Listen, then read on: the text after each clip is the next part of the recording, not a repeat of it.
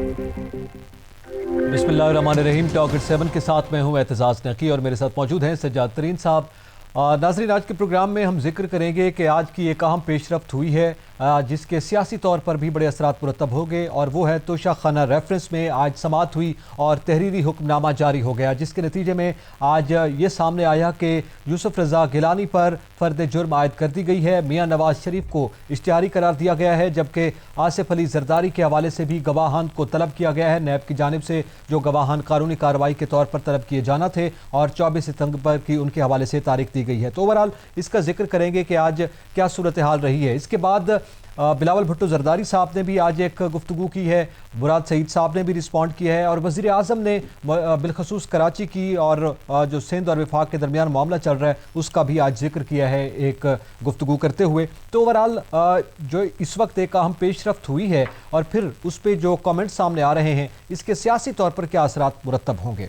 सज्जाद तरीन साहब, सबसे पहले तो तोशा खाना रेफरेंस बड़ा वेट किया जा रहा था, यानी कि आज के ज़माने में वो रेफरेंस जो गुज़िश्ता सालों में हम देखते रहे हैं मौजूदा हुकूमत के आने के बाद, उससे ये आज एक बड़ी पेशरफ्त सामने आई है। अब मियाँ साहब को इश्तिहारी करार दे दिया गया, यूसुफ रज़ा गिलानी पर फ़र्द जुर्म आयद हो गई, और आसिफ अली जरदारी साहब का मामला भी कुछ उसी जानिब जो है वो गामजन है, क्योंकि वो टेक्निकली कुछ था जिसमें 24 सितंबर की तारीख दी गई है। नकी साहब, मैं आपको अर्ज़ करूँ कि आज मैं कोर्ट में था और मैं आसिफ अली जरदारी साहब जब वो आए तो मैं उनको देख रहा था। 1988 में जब पीपल्स पार्टी की गवर्नमेंट गई और उसके बाद जो मुकदमात बनने शुरू हुए और फिर मुकदमात का जो सामना शुरू हुआ, और आज तक आसिफ अली जरदारी मुकदमात भुगत रहे हैं। मैं आसिफ अली जरदारी साहब को मैंने देखा, उस वक्त बड़े यंग और बड़े हिम्मत वाले लग रहे थे, अब वो बहुत बूढ़े हो गए हैं। अब मैं आपको उनको देख के मुझे एक बात याद आई जो मैं आपको बताना चाहता हूँ।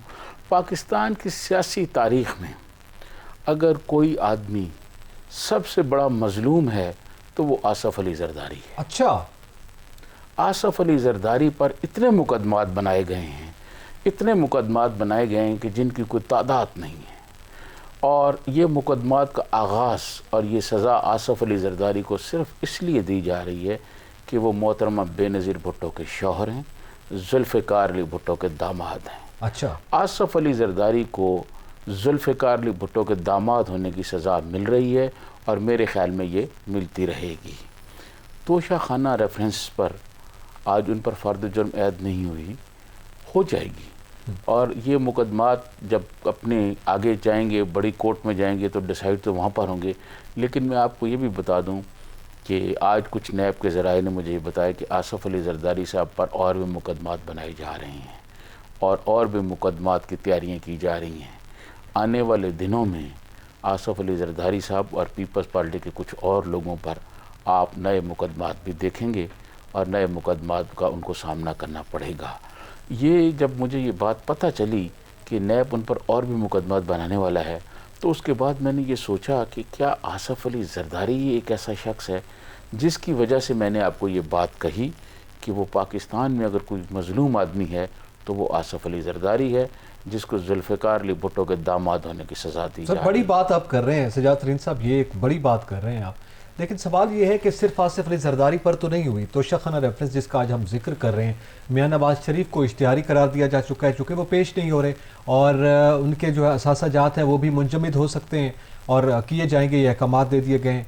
अब फिर यूसुफ रज़ा गिलानी साहब उनके हवाले से भी है, तो ये मामला तो फिर बाकी जमातों का, बिलखसूस अगर मियाँ नवाज शरीफ का मामला देखें तो उसके इस ज़िमन में उनके बारे में आप क्या कहेंगे? अच्छा, एक मैं आपको और बात बता दूं, जो कुछ आसिफ अली जरदारी साहब के साथ हुआ है या पाकिस्तान की सियासत में भुट्टो ख़ानदान के साथ हुआ है, अगर ये अल्लाह ना करे इसका 5% भी कभी शरीफ ख़ानदान के साथ या किसी और ख़ानदान के साथ हो गया तो इनकी आने वाली 5 नस्लें सियासत का नाम नहीं लेंगी। अच्छा, चलें इसी हवाले से बात करते हैं। हमारे साथ लाइन पर मौजूद है पाकिस्तान पीपल्स पार्टी की मारूफ रहनुमा है पलवशा खान साहबा। बहुत शुक्रिया पलवशा वक्त देने का।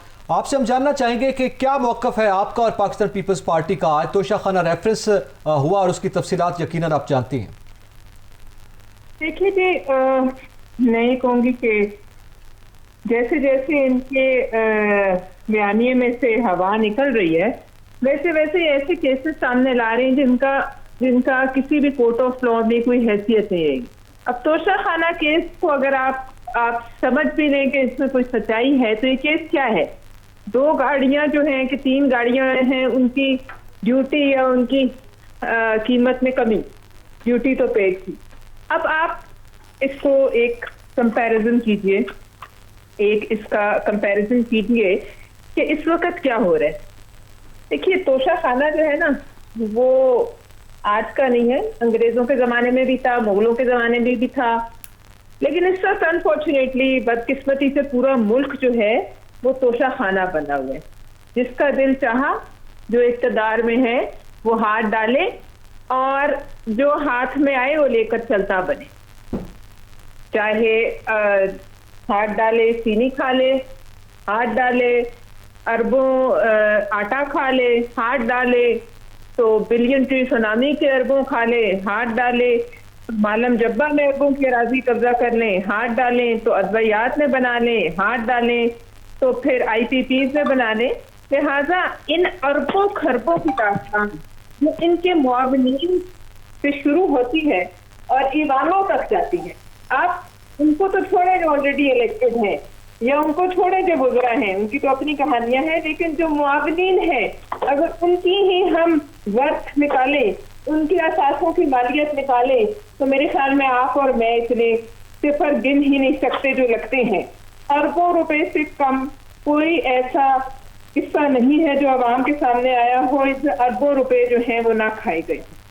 पलवशा खान साहिबा, जब आपसे ये कहा जाता है कि आपके खिलाफ ये करप्शन के केसेस हैं, आप इनका सामना करें, तो आप ये कहना शुरू कर देती हैं, पीपल्स पार्टी वाले ये कहना शुरू कर देते हैं कि जी फलाने पे इतने इल्ज़ामात हैं, फलाने पे इतने इल्ज़ामात हैं।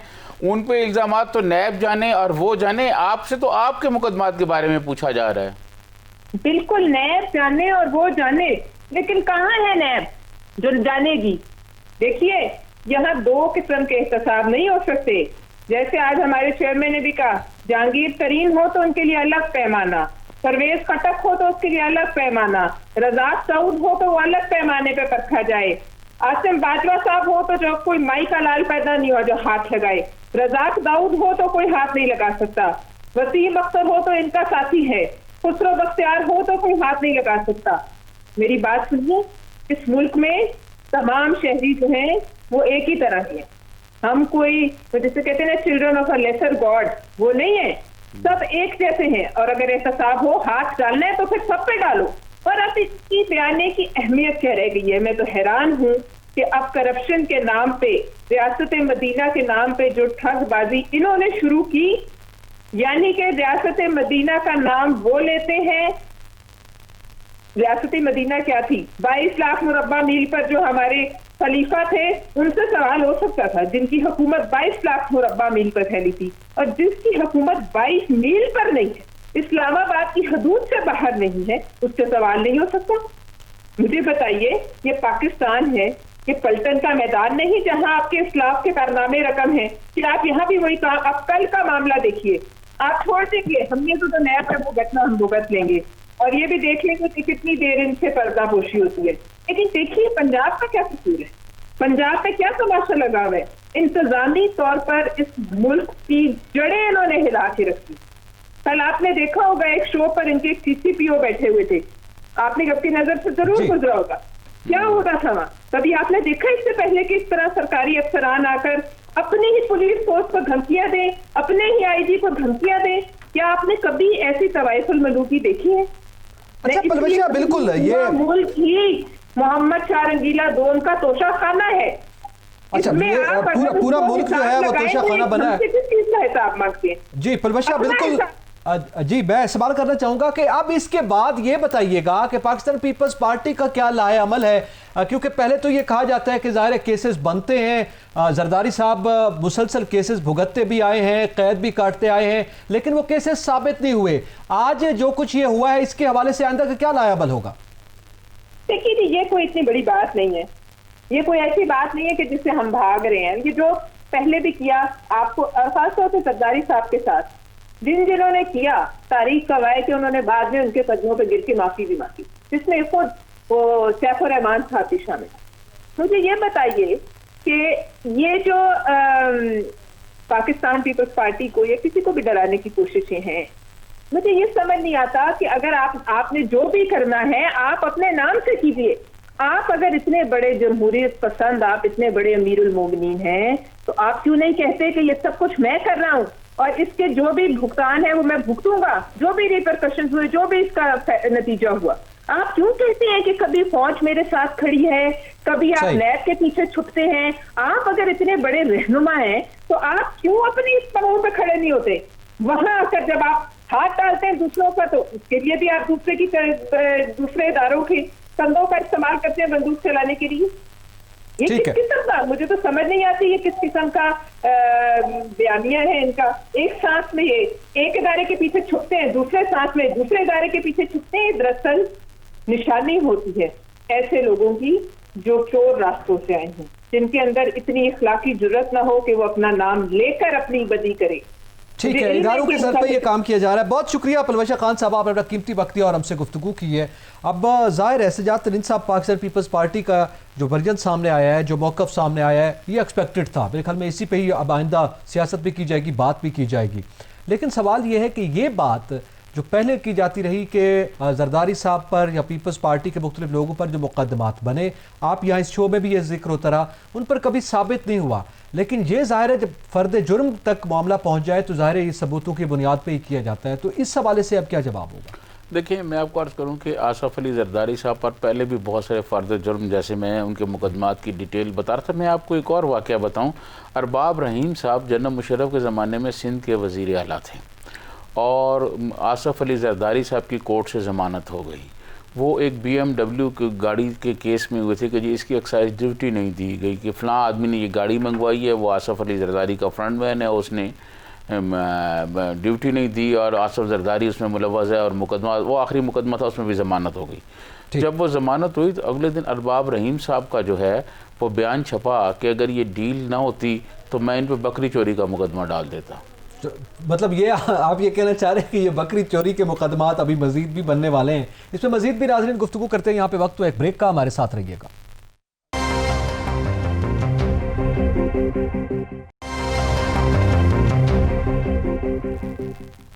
वेलकम बैक नाज़रीन। हमें इब्तिदा में जिक्र किया तोशा खाना रेफरेंस में जो कुछ हुआ और आज चूँकि फ़र्द जुर्म भी आयद किया गया जनाब यूसुफ रज़ा गिलानी साहब पर, मियां नवाज शरीफ को इश्तिहारी करार दिया गया, उस ज़िम्मे में हमने गुफ्तगू की है।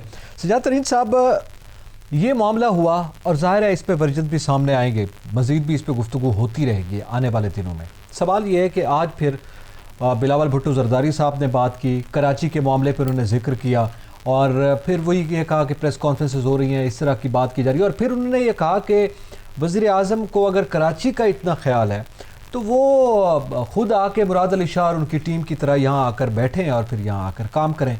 मुराद सईद साहब ने भी जवाबी वार किए हैं। ये उसके बाद ये सिलसिला चल निकलता है और फिर कराची पर एक कमेंट्स होना शुरू हो जाते हैं। असल मामला कुछ और है और कमेंट्स किसी और जगह के किए जाते हैं। अच्छा, मैं आपको अर्ज़ करूँ कि मुराद सईद साहब की बातों को मेरे ख्याल में पीपल्स पार्टी वाले उस तरह शायद नहीं लेते, नहीं उनको वो जवाब देने के लिए कोई तैयार होते हैं। आज मैंने काफ़ी लोगों से बात की कि कोई मुराद सईद साहब की बात का जवाब दे। सवाल ये पैदा होता है कि क्या बिलावल भुट्टो जरदारी ने जो नकात उठाए हैं, मुराद सईद साहब ने अपनी प्रेस कॉन्फ्रेंस में उन नकात का जवाब दिया है? उन्होंने ये जो कहा कि कराची भी डूब रहा है तो ना सिंध भी डूब रहा है, मीरपुर ख़ास भी डूब रहा है, बाकी एरिए भी डूबे हैं, उनमें भी ये नुकसान हुए और जो नुकसान उन्होंने बताए, फिर मुराद सईद साहब जब जवाब दे रहे थे बिलावल की बातों का, और वो एक बात बहुत ज़्यादा अपनी हर प्रेस कॉन्फ्रेंस में कहते हैं, जो बिलावल ने कहा था कि बारिश आती है तो पानी आता है, वो बहुत बातें करते हैं। लेकिन उन्होंने उनसे पहले उनके एक अहम वफाकी वज़ीर जो हैं असद उमर साहब ने जो कुछ कहा कि अगर हमने काम वहाँ शुरू न किया तो पीपल्स पार्टी को भी और PTI को भी अवाम जूते मारेंगे, ये उनको शायद उनकी नज़र से नहीं गुजरा। अब सूरत हाल ये है कि ये प्रेस कॉन्फ्रेंसों का वक्त गुजर गया है। अब ये नहीं है चाहे वो प्रेस कॉन्फ्रेंस करें, चाहे सूबा करे, चाहे वफाक करे, प्रेस कॉन्फ्रेंस की अब ज़रूरत नहीं है। अब वहाँ पर अमली इक़दाम होने चाहिए। पानी तो अभी भी वहाँ खड़ा है, लोग तो अभी भी मर रहे हैं, लोग तो अभी भी मुश्किलात का शिकार है। और फिर देखें, बात ये कराची जो है वो शहरी इलाका है, वहाँ पर चैनल्स भी सारे तवज्जो देते हैं, वहाँ पर हुकूमती तवज्जो भी होती है, बैनुल-अक़वामी तवज्जो भी होती है कि बैनुल-अक़वामी शहर है, बड़ा शहर है वो कराची। उसके बरअक्स जो गरीब लोग सिंध के हैं, जो सिंध के देहातों में गरीब लोग हैं, इंटीरियर सिंध की बात कर रहा हूँ, अंदरून सिंध में जो गरीब लोग हैं और जो गांव में रहने वाले लोग हैं, उनके पास वसाइल भी उस तरह नहीं होते, उनके पास गाड़ियाँ भी उस तरह नहीं होती और उनके घर भी उस तरह नहीं होते जिस तरह कराची में लोगों के हैं। जब कराची के लोगों के घर इतने ख़राब हो गए हैं और एक किस्म के तबाह बर्बाद हो गए हैं, उनका फर्नीचर, तो वो लोग जो अंदरून सिंध और गांव और दही एरिया में रहते हैं, उनकी आप हालत देखें क्या है। कच्चे घर हैं, वो बेचारे कच्चे घर, वो बेचारे अपने बच्चों को भी उठा रहे हैं और उनके बच्चे जो बड़े हैं वो मवेशियों को उठा रहे हैं, बकरियां वगैरह उठा के वो पानी से निकाल रहे हैं। तो उनकी तरफ तवज्जो देनी चाहिए कि नहीं देनी चाहिए, सिंध हुकूमत को भी देनी चाहिए, वफाक को भी देनी चाहिए। ये तो बात बिलावल भुट्टो जरदारी साहब भी कर रहे हैं जिनकी सिंध में हुकूमत है, मुराद सईद साहब भी ज़ाहिर जवाब दे देते हैं, असद उमर साहब ने बड़ी बैलेंस बात की है। बात यह है कि ये जैसे आपने कहा प्रेस कॉन्फ्रेंसेस का वक्त तो नहीं है, मेरे ख्याल में दोनों जानिब से प्रेस कॉन्फ्रेंस नहीं करनी चाहिए। अब मुराद सईद साहब कह रहे हैं कि अब पैकेज दे दिया वज़ीर आज़म ने कराची के सर पर हाथ रखा। अब ये बात कि वो मुराद अली शाह साहब की तरह आकर बैठ जाए वहाँ पे, ये वज़ीर आज़म का काम तो नहीं है ना, ये तो सिंध हुकूमत को देखना होगा। देखिए मैं आपको अर्ज़ करूँ, बात ये है कि जो वज़ीर आज़म ने पैकेज दिया है उस पैकेज के तहत अभी तक काम तो शुरू नहीं हुए ना ग्राउंड पर। जो बात मैं कहना चाहता हूँ कि वहाँ पर तो जंगी बुनियादों पर काम शुरू हो जाना चाहिए था और लोगों को रिलीफ मिलना चाहिए था, और सिर्फ कराची में नहीं अंदरून सिंध भी मिलना चाहिए था, क्योंकि वो भी हमारे भाई हैं जो दही एरिया में रहते हैं। ये तो कोई बात नहीं है, देखें ये तो स्पेसिफिक कर दिया गया ना। वो बात आपकी बिल्कुल ठीक है, लेकिन जो लोग दही एरिया में रहते हैं वहाँ भी तो काम होने चाहिए ना। किसकी जिम्मेदारी? देखें सूबाई हुकूमत की भी जिम्मेदारी है, वफाक की भी जिम्मेदारी है। देखें जो सूबा जो है वो इस सूरत हाल में है कि वहाँ पूरी आफत का माहौल एक बना हुआ है, उसके कई शहर जो है वो आफत ज़दा 20 के करीब मेरे ख्याल शहर जो है वो आफत ज़दा करार दे दिए गए हैं। उसके बावजूद वो सूबाई गवर्नमेंट जितना कुछ है वो कर सकती है, लेकिन अगर वफाक उसका साथ नहीं देगी तो सूबाई हुकूमत इस क्राइसिस से नहीं निकल सकती, ना उनके पास सलाहियत है इस क्राइसिस से निकलने के लिए। ये जो सूरत हाल हो गई, ये बहुत बड़ी तबाही हुई है। वफाक की जानिब से जो 1100 अरब का बजट दिया गया है वो उसकी रकम की किस तरह मुंतकिली होगी और किस तरह मंसूबे शुरू होंगे। देखें बात ये, वहाँ 14-15 MN MPs हैं इनके PTI के, आप उनके थ्रू कोई काम करा दें। आपने एक कमेटी बना दी, उस कमेटी के थ्रू मैं जो कह रहा हूँ वो ये है कि लोगों को रिलीफ नज़र तो आए ना, कोई रिलीफ नज़र तो आए कि क्या ये लोग जो हैं इनके हालात जो थे अब बेहतर हो रहे जा रहे हैं, पानी साफ किया जा रहा है, वहाँ पर लोगों की जिंदगी बहाल हो रही है, कुछ तो नजर आए ना, कुछ नजर नहीं आ रहा। अभी तो ले हो रहा है ना कि उसने इतना पैकेज दिया, सूबे का इतना हिस्सा होगा, वो कहते हैं हमारा इतना हिस्सा होगा, वो कहते हैं उनका उतना हिस्सा होगा। मेरे ख्याल में तो दोनों जानिब से सियासत हो रही है। देखें मैं आपको पहले भी कई दफ़ा कह चुका हूँ, ये सियासतदानों की एक ही क्लास है, चाहे वो PTI में हो, चाहे वो पीपल्स पार्टी में हो, चाहे वो किसी और में। एक क्लास सियासतदानों की है, एक क्लास वो गरीब गुरबा की है, जो बेचारे मर रहे हैं, जिनके लिए मसाइल पैदा हो रहे हैं, जो पानी में डूबे हुए हैं। आपने कई अंदरून सिंध की वीडियो देखी है ना लोगों की, जो लोग किस तरह मतलब अपने जानवरों को और छोटे छोटे बच्चों को पानी से लेके और ख़वातीन किस तरह मुश्किलात का शिकार हो रही हैं। उनको रिलीफ देने की ज़रूरत है। इस वक्त ये नहीं है कि आप प्रेस कॉन्फ्रेंसें करें और कहें जी फ़लाँ ने ये कर दिया, फ़लाँ ने ये कर दिए। इस वक्त काम शुरू होना चाहिए और लोगों की मुश्किलात कम होनी चाहिए। गरीब लोग जो हैं वो बहुत मुश्किलात का शिकार हैं। आप देखें कि कोरोना की वजह से पाकिस्तान में गुर्बत में इजाफा हुआ है, कोरोना की वजह से और मसाइल में इजाफा हुआ है। जो गरीब आदमी है वो बेचारा बहुत मुश्किलात का शिकार हो गया है, और दही ज़िंदगी जो है वो इस सैलाब की वजह से इतनी मुश्किलात की शिकार हो गई है कि वहाँ लोगों के पास अब खाने पीने के मसाइल पैदा हो गए हैं। तो इस सारी सूरत हाल को ठीक करना है, और ये अभी ठीक करने में अगर आप टाइम लगाएंगे तो लोगों की मुश्किलात बढ़ती जाएंगी।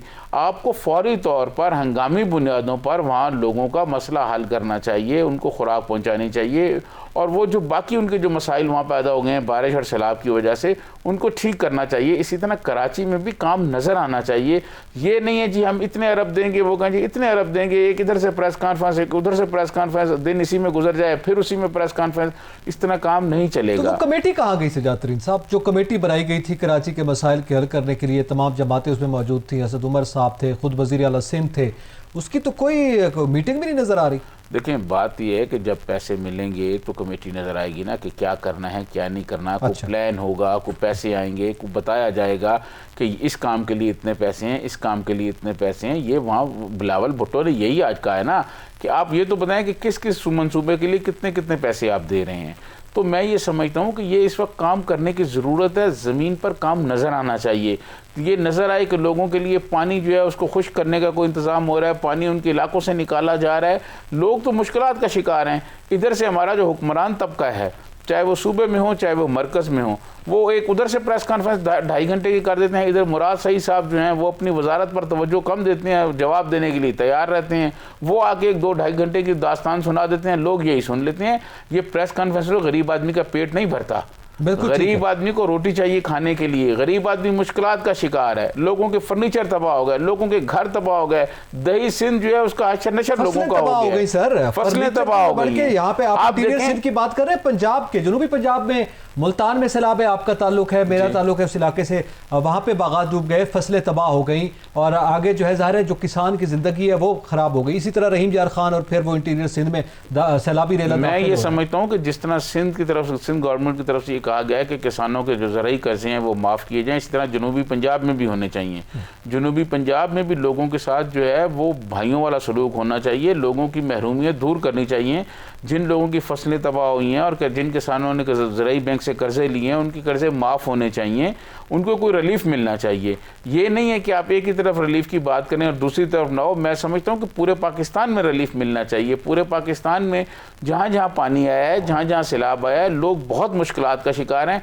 लेकिन हमारे हुक्मरान जो हैं एक तरफ वो प्रेस कॉन्फ्रेंसों में लगे हुए हैं, आज का दिन उस प्रेस कॉन्फ्रेंस में चला गया, कल पंजाब का दिन पूरा जो है मीडिया पर IG पे चला गया, और जो गरीब आदमी है उनकी मुश्किलात के हवाले से कहीं कोई नहीं बताया जा रहा है कि क्या किया जाए। जिक्र ही नहीं हो रहा है, इन मुश्किलात का जिक्र ही नहीं किया जा रहा। लेकिन एक बड़ा अलमिया देखने में आया सजाद तरीन साहब, आप मुझे सही कर दीजिएगा अगर मैं दुरुस्त कह रहा हूं तो फिर ठीक है। लेकिन मुझे ऐसा लग रहा है 2010 में, खैर वो एक बड़ा सैलाबी रेला था, बड़ा नुकसान हुआ था, उसमें बड़े इक़दामात किए गए थे, लोग भी बाहर निकले थे, आवाम ने भी अपनी तरफ से जितना हो सकता था, और फिर गवर्नमेंट के इक़दामात भी थे।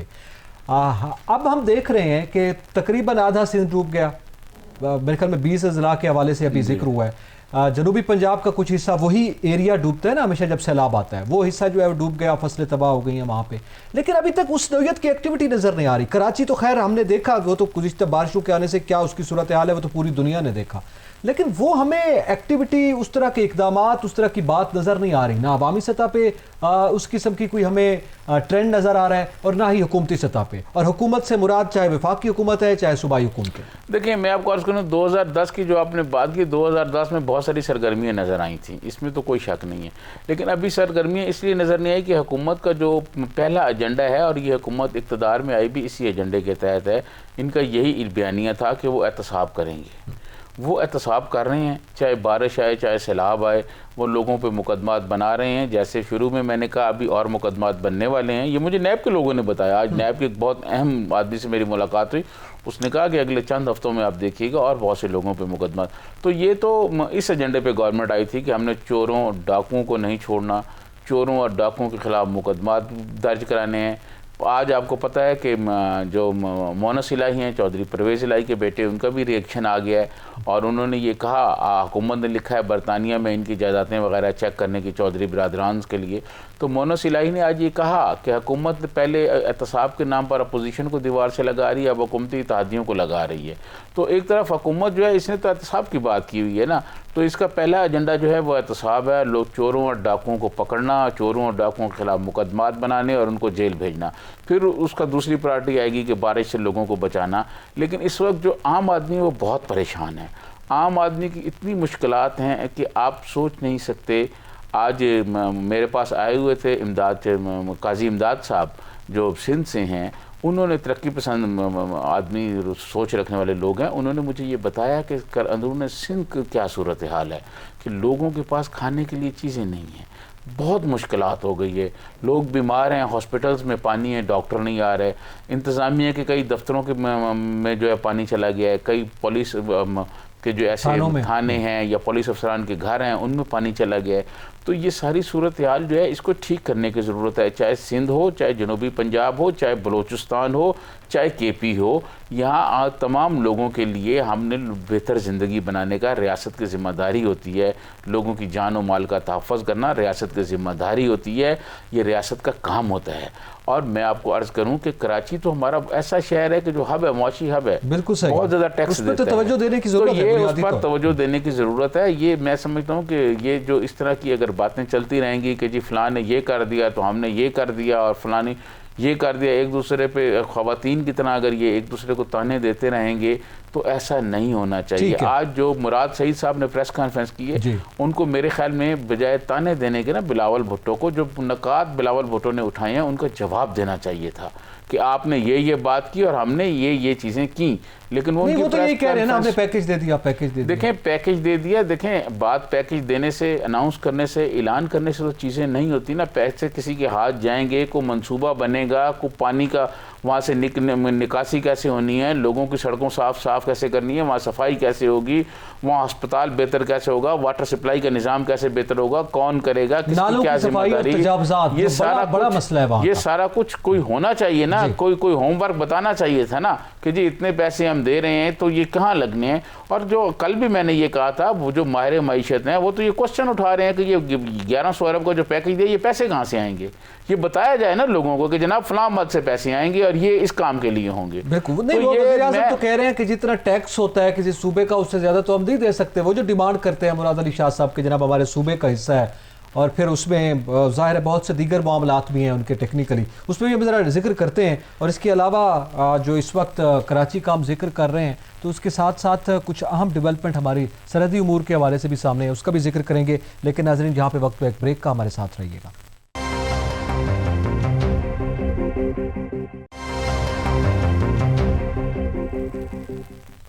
वेलकम बैक नाज़रीन। इस वक्त हम जिक्र करेंगे कि army chief general Qamar Javed Bajwa की ज़ेर सदारत जो है कोर कमांडर्स कॉन्फ्रेंस हुई है, जिसमें खित्ते की सूरत हाल और मुल्क की सलामती की सूरत हाल के बारे तबादला ख्याल किया गया, अफगानिस्तान के हवाले से तबादला ख्याल किया गया और इसके अलावा कश्मीर के मामलों पर भी बात की गई। लेकिन इसके साथ एक और अहम पेशरफ्त भी है, उसका भी हम जिक्र करेंगे और वो ये है कि कंट्रोल लाइन पर भारतीय इश्तियाल अंगेज़ी जो है वो जारी है और भारत जो है वो बाज नहीं आ रहा। और ये हमने देखा कि आज चकोठी सेक्टर में एक फिर ड्रोन जो है उन्होंने दाखिल करने की कोशिश की है, बल्कि वो 500 मीटर तक अंदर घुसाया, जिसे हमारी आर्मी ने मार गिराया है और उसको दंदान शिकन जवाब भी दिया है। सजाद तरीन साहब, पहले तो मेरे ख्याल में जिक्र कर लें ये जो आज वाक़या हुआ है इस हवाले से कि ये इस किस्म की इश्तियाल अंगेज़ी, इस किस्म की वारदातें मेरे ख्याल में मोदी हुकूमत को भी समझ नहीं आ रही, वो भी कोई कंफ्यूज्ड हैं या अपनी आवाम को इस तरह से मुतमईन करना चाहते हैं। ये किस किस्म की हरकतें हैं कि जनाब ड्रोन आ गया, ज़ाहिर है उसको मार गिराना है, हमने कोई यहाँ पे हाथ बांध के तो नहीं बैठे हुए, तो वो क्यों इश्तियाल चाह रहा है इस पर? देखें, मैं आपको अर्ज़ करूँ कि जो पाक फ़ौज है वो हर वक्त तैयार है जी, और हम दुश्मन का मुँह तोड़ जवाब देने के लिए हर वक्त तैयार रहते हैं। और जब भी उसने कोई हरकत की हम उसको जवाब देते हैं, चाहे बालाकोट वाला वाक़या हो, चाहे आज ड्रोन वाली बात हो। हमारी पाक अफवाज तैयार है और हम उसको नीस्तो नबूस करने के लिए तैयार हैं। अगर भारत ने कोई ऐसी हरकत की जिससे कोई जंग छिड़ने के ख़तरात पैदा हुए तो फिर मैं आपको ये बता दूं कि भारत जो है वो सफ़ा हस्ती से मिट जाएगा। इस दफ़ा ये रवायती जंगें नहीं होंगी जो पहले होती रही हैं, इस दफ़ा हम उनको तबाह बर्बाद कर देंगे। एक बात तो ये है। दूसरी बात ये जो आपने मोदी की बात की, मोदी क्यों ये कर रहा है? मोदी ये इसलिए कर रहा है कि मोदी जो वादे करके अवाम के लिए आया था, मोदी ने जो अवाम को, अपनी अवाम को जो कुछ कहा था और जो उसने मसाइल हल करने के लिए लोगों को ख्वाब दिखाए थे वो नहीं कर सका, और वो लोग बहुत मुश्किलात का शिकार हैं। कोरोना भी वहाँ पे बहुत ज़्यादा फैल रहा है, तो गुर्बत बहुत ज़्यादा है, और कोरोना की वजह से जो मनफी असरात आए हैं उनकी मईशत पे, उसके फिर असरात गरीब आदमी पे आए हैं। तो वो लोग जो हैं वो परेशान हैं। लोग अब हुकूमत पर क्वेश्चन कर रहे हैं, हुकूमत से कुछ पूछना चाहते हैं, मोदी के ख़िलाफ़ कोई बात करना चाहते हैं। मोदी अपनी कौम की तवज्जो हटाने के लिए LOC पर इस किस्म की हरकतें करता रहता है। कभी फायरिंग करा दी, कभी ड्रोन भेज दिया, कभी ये कर दिया, ताकि वो लोग उससे ये ना पूछें कि तुमने जो वादे किए थे, तुम जो वादे करके आए थे वो तो लोगों के पूरे नहीं हुए। सही है। और इस वक्त इंडिया जो है पूरा एक खाना जंगी की शक्ल पेश कर रहा है। वहाँ अकलीतें महफूज नहीं हैं। इंडिया में पहले मुसलमानों के कश्मीर में आपने देख ली पिछले साल जो 5 अगस्त को हुआ, उसके बाद जो इंडिया के कोने कोने में मुसलमानों के साथ हो रहा है और बाकी अकलीतों के साथ जो हो रहा है, निचली जात के हिंदुओं के साथ जो कुछ हो रहा है, मैं समझता हूँ उसकी सिखों के साथ, वो जो खालिस्तान की बात कर रहे हैं, सिखों के साथ जो कुछ हो रहा है, बिल्कुल ठीक कहा आपने, तो उसकी कहीं मिसाल नहीं मिलती। ये इंडिया जो है वो अंदर से टूट फूट का शिकार हो गया है, बहुत सूरत हाल ख़राब हो गई है। इस सारी सूरत हाल से बचने के लिए और लोगों को ये दिखाने के लिए कि जी LOC पर जंग हो रही है या LOC पर कोई हम फायरिंग कर रहे हैं, LOC पर फायरिंग करते हैं, उसको मुंह तोड़ जवाब दिया जाता है। लेकिन वहाँ का मीडिया जो है हमारी तरह आज़ाद नहीं है। जैसे हम अपने मीडिया पे हर किस्म की बात कर सकते हैं, वहाँ का आज़ाद नहीं है। उनको जो गवर्नमेंट कहती है LOC के बारे में वो उसकी बात करते हैं, वो देते हैं। और अब देखें, हमने LOC पर और कई दफ़ा कश्मीर के मुख्तलिफ इलाकों पर बैनुल-अक़वामी मुबस्सरीन हम लेके गए, पाक अफ़वाज लेके गए लोगों को, उनको दिखाया कि LOC पर क्या सूरत हाल है। अगर वहाँ इतनी सूरत हाल इंडिया में अच्छी है तो फिर वो मकबूजा कश्मीर में बैनुल-अक़वामी मुबस्सरीन को क्यों नहीं लेके जाते। तो मैं ये समझता हूँ वो जो अंदर उसका टूट फूट का शिकार है, अंदर जो वो एक खाना जंगी का शिकार हो रहा है, उन लोगों की तवज्जो हटाने के लिए, असल मसाइल से हटाने के लिए LOC पर इस किस्म की बात। अच्छा, आज कोर कमांडर कॉन्फ्रेंस हुई, हमारे हवाले से भी ज़ाहिर है एक अफगानिस्तान का मामला भी है, कश्मीर का भी है, खित्ते की सूरत हाल के हवाले से ज़ाहिर है ये आज की कोर कमांडर्स कॉन्फ्रेंस जो है बिलखसूस जब हम अफगानिस्तान के तनाजुर में देख रहे हैं बड़ी इंपॉर्टेंट है। और इसी दौरान वज़ीर ख़ारजा भी आपको आपके इल्म में है वो रशिया गए हुए हैं, तो ये थोड़ा सा इसका भी जिक्र कर दीजिए। देखें, मैं आपको अर्ज़ करूँ, कोर कमांडर्स की जो मीटिंग्स होती है उस मीटिंग्स में सरहदी सूरत हाल, दुश्मन के अज़ाइम के बारे में देखा जाता है कि दुश्मन क्या कर रहा है। फिर जैसे आपने अफ़गानिस्तान की सूरत हाल की, देखें मैं आपको अर्ज़ करूँ नकी साहब, हम आज से नहीं बहुत ज़माने से हम इस बात की ख्वाहिशमंद हैं कि अफ़गानिस्तान में अमन हो। अगर अफ़गानिस्तान में अमन होगा तो पाकिस्तान में अमन होगा, और जो अफ़गानिस्तान का अमन है वो पाकिस्तान की तरक्की की ज़मानत है। और हमारी पाक अफ़वाज ने हमेशा कोशिश की है कि अफ़गानिस्तान में अमन हो। आपको याद होगा कि हमने तालिबान को, सारे ग्रुप्स को जमा करने के लिए हमने बहुत मेहनत की और अमेरिका और उनके दरमियान मुआहदा कराया। फिर आपको ये भी याद होगा कि कैदियों की रिहाई के हवाले से तालिबान और अफ़गान गवर्नमेंट के दरमियान तनाज़ा पैदा हो गया था, उसमें भी पाकिस्तान ने बहुत रोल किया। एक ग्रुप यहाँ आया हुआ था तालिबान का, आपको पता है, वो यहाँ रहा, उनसे बातचीत की, तो अब वो कैदियों का रिहाई का भी मसला हल हो गया। तो मैं समझता हूँ कि हमारी ये कोशिश है, पाक अफ़वाज की ये कोशिश रही है कि अफ़गानिस्तान में अमन हो। हम अमन पसंद मुल्क हैं, हम ये चाहते हैं कि हमारे इर्द गिर्द जो है वो माहौल भी पुरअमन हो।